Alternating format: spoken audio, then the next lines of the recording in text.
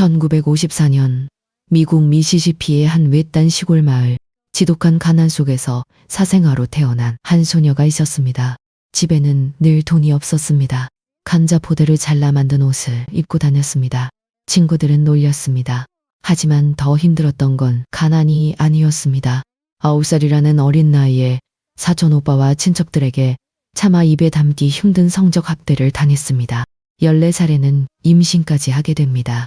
그리고 아이는 태어난 지 2주 만에 세상을 떠났습니다. 지옥 같은 삶을 표류하던 소녀를 붙잡은 건 그녀를 포기하지 않고 끝내 붙잡아준 아버지의 훈육과 책 한 권이었습니다. 16살, 오프라는 책을 읽기 시작했고 마야 안젤로의 자서전을 읽게 됩니다. 인종차별, 가난, 성적학대를 극복하고 작가이자 저널리스트가 된 여성의 이야기였습니다. 이 소녀는 그 책을 읽으면서 처음으로 느꼈습니다. 나만 이런 게 아니었구나. 이런 사람도 성공할 수 있구나. 나도 할 수 있을지 모른다. 자기 암시가 소녀의 뇌에 새겨진 순간입니다. 오프라는 말하는 연습을 했습니다. 학교에서 발표를 하면 사람들이 집중했습니다. 상처가 많았던 사람이라 다른 사람의 아픔도 진심으로 들을 수 있었습니다.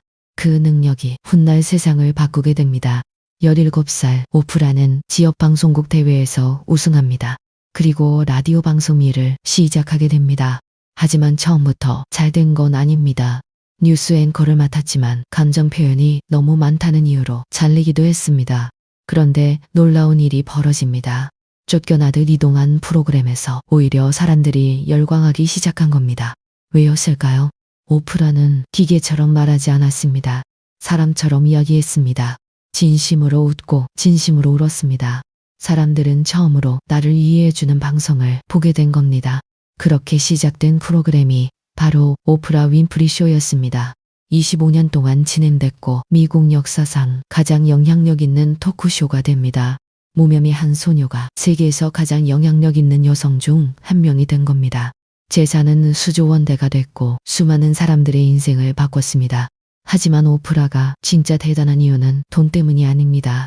상처를 핑계로 인생을 포기하지 않았다는 겁니다. 오히려 그 상처를 사람을 이해하는 힘으로 바꿨습니다.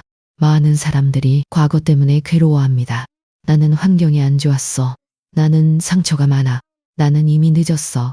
하지만 오프라는 말합니다. 당신의 과거는 설명일 뿐 결정이 아니다. 정말 중요한 건 지금부터 어떤 방향으로 움직이느냐입니다. 작은 행동 하나가 삶의 방향을 바꾸기 시작합니다. 과거는 바꿀 수 없습니다. 하지만 오늘의 선택은 바꿀 수 있습니다. 그리고 그 선택이 쌓이면 미래는 완전히 달라질 수 있습니다.